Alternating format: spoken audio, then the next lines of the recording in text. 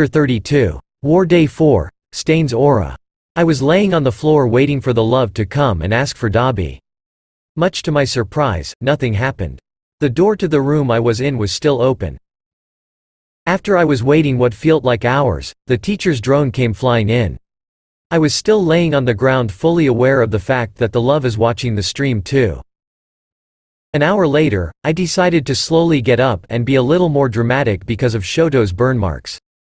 Hissing in pain, cursing the whole time, and limping a little bit until I got to my lair. I took out the first aid kit and began patching myself up. Once I am done, I get my weapons reloaded and refilled and went out to find my next victim, my dear friend Ida. I was thinking about how I could get our class representative to follow me until I remembered something I was desperate to forget. Flashback. It was a week like every other one. I stood up, went down to make breakfast for everyone and called everyone down to eat. This is where everything changes. I went from door to door, knocked and waited for an answer, but all I got was a, "I am not hungry," or, "Go away," or even a, "I already eat." Which was confusing, since I always do breakfast for them. After that, I went back to the kitchen and put the remaining food away. Maybe they ate something wrong? I hope they are not sick. Anyways, I am gonna leave the food in the fridge. Maybe they want to eat it later. Then I went to the table and started eating my portion. Little did I know that this was not the only weird thing going on. After I left the dorms, I went straight to the classroom. Normally I would be the first one there, but this time I was the last one. Am I late? Oh no, did I forget something? Are we having some special LEASSONS? I can't remember Aizawa-sensei saying something like that. Why are they look at me like that? I went to my seat. The whole class was staring at me. Before I entered I could hear them talk but didn't pay it any mind. Now the room was silent. Not knowing what was going on and the uncertainty of me missing something important, I mustered all my courage and put a question into the room. Me. Did I am miss something I am important?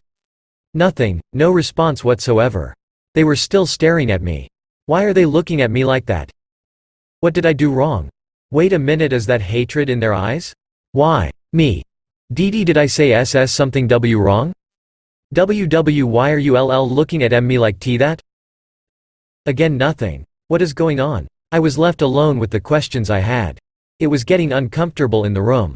At some point, I even argued with myself if I should just jump out of the window to disappear or run out of the room. It was a temptation, and a good one at that. I didn't like this feeling that they are giving me and would rather disappear right here and right now. Aizawa-sensei entered the room and the lesion started like normal. He too was giving me the same glare like everyone in the room. It wasn't that obvious, but I still caught it. Now I was more than just confused. At this point it was obvious to me that I did something wrong, but what was it? At lunch break, I got my food and went to sit with my friends, but I didn't expect what happened next. Uraraka. Sorry, but the seat is already taken. Me. Surprised. What do you mean? I always sit here. Asui. That means, that we don't want you here, Ribbit. I couldn't believe what I was hearing. Me. What? What did I do wrong? Ida. I think you are aware of the crimes you committed and we would appreciate it if you stop associating with us. Me. CC crime? Yaoyorozu. Don't play dumb. You make me feel sick. Ashido. Go away, we don't want you here. Ida. We know what you did and it was not heroic at all. I would describe it more as villainous, and to think that I believed that you would be a splendid hero was a big mistake on my part. We obviously don't want to associate with a villain. I must ask you to leave and not to show yourself in front of us unless it is necessary. I, as the class representative, am speaking for the whole class and you are no longer a member of ours. The class is feeling uncomfortable with you around. If you have any human feelings at all, then I appeal that you must leave right now. Me. I am sorry for what I did. I would be lying if I said his words weren't hurting me. I was crying and I couldn't stop myself. What I didn't notice at first when I entered the room was that every student was giving me a hatred look. After what happened, I didn't have an appetite anymore, so I threw the meal into the dumpster and went to the rooftop. That was the only place I could be alone. That night I couldn't sleep at all. The next day I didn't even bother to make a breakfast. I wasn't feeling hungry. All I could feel was sadness. Words of my past began haunting me. Worthless, waste of space, useless, die. I couldn't help it anymore. The voices were getting louder and louder. One thought crossed my mind and I did what that thought told me to do: cut. I went to my bathroom and took a razor blade and began cutting. 21 cuts on each arm, 42 in total. That was the amount of cuts needed to snap me out of the despair, and the voices were getting quieter until they disappeared. We had hero lesions with All Might that day, and the hero was watching me carefully. I thought it was weird since he never was watching me that way until I caught it again on this person, the very person that crushed my dream and gave me a chance. Hatred. Why? Why? Why? What did I do wrong? Why do you hate me? Why are you dissapointed in me? Why? I couldn't take it anymore. This was getting ridiculous. I wanted to know what I did and how to make up for it. I wanted to make it up to them. I wanted answers. So I did the next logical thing and went to All Might after the class ended and asked him. Me. All Might, I have a question. What did I do wrong? I think he was stunned that I would even ask, as if it was self-understanding. All Might. Young Midoriya, this is a stupid question of you to ask. I believe you know exactly what you did. Me. Wait please, I really don't know. All Might. My boy, are you sure about that? Me. Yes, if I would know what I did wrong, I wouldn't be asking everyone. No one wants to tell me what's going on and what I did wrong. I can't fix something when I don't even know what I did. Sue, please, I beg you, please tell me. All Might. It is not my place to tell you. Be prepared for when I came back with a true successor. I am expecting you to give my lineage up to that person. Now if you excuse me, I need to go. What did he just say?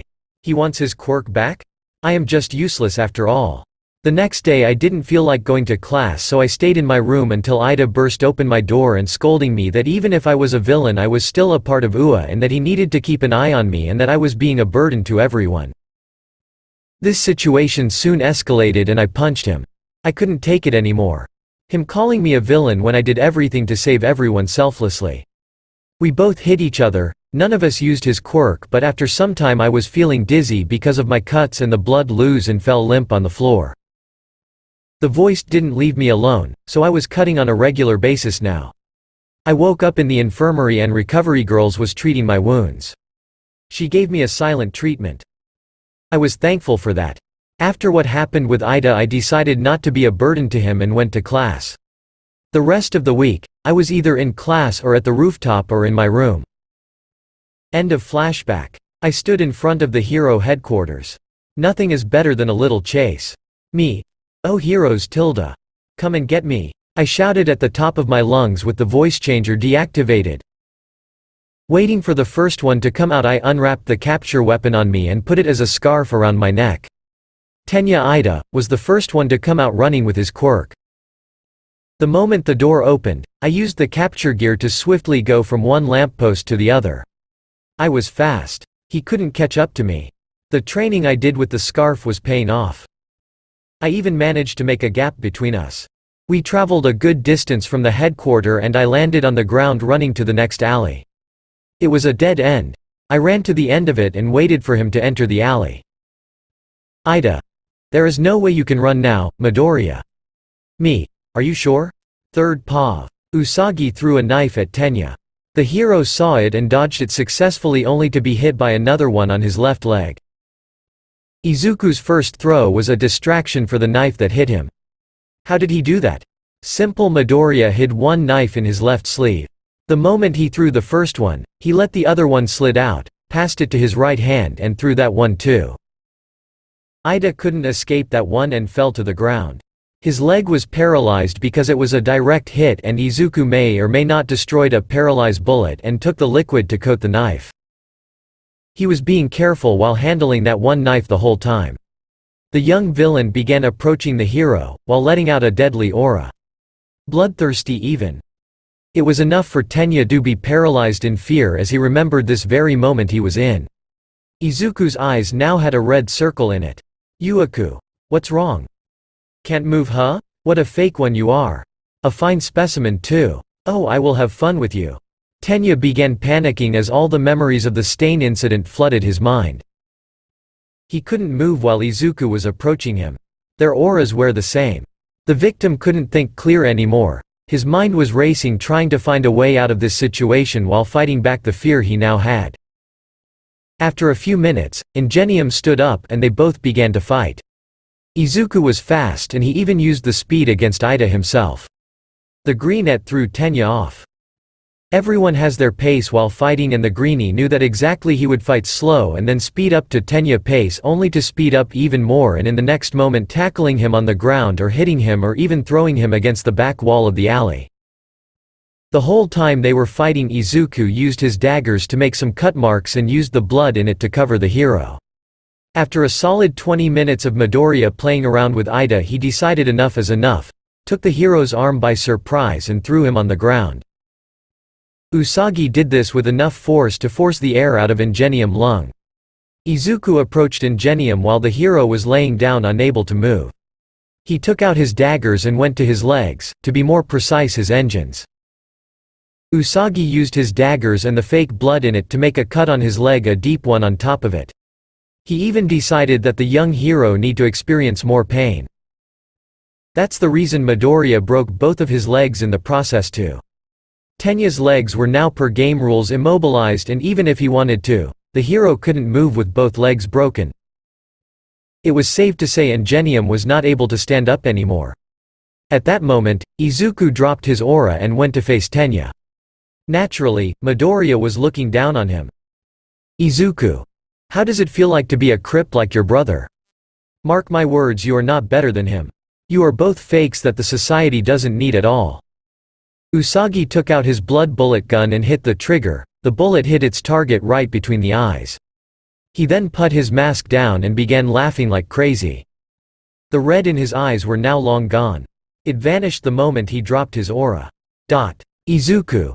Ha ha ha ha ha ha ha ha ha ha ha ha ha. Meanwhile, Tenya was looking right into the villain before him and fear was all he could think of. He knew very well that he wouldn't die, but he would be lying if he said he isn't scared of Midoriya or Usagi. In fact, he was even more scared of him than Stain at that moment. Although, this wasn't a life-threatening situation, it felt like one, and he was glad that he was eliminated. He didn't wanted to know what his friend is capable of, it scared him. Nobody thought that their innocent and happy cinnamon roll could be like this. He remembered the time they would think he was a traitor and he was ashamed what he did, he regretted it. Tenya did apologize to Izuku after his name was cleared, but all the greenette said in response was, "It's fine." After that they left him be on his own again. If only they were there for him, he thought while Izuku used the fake blood he had and covered Ingenium with it. Midoriya then turned around and went to wall behind Ingenium and made his signature bloody smiley. Aizawa.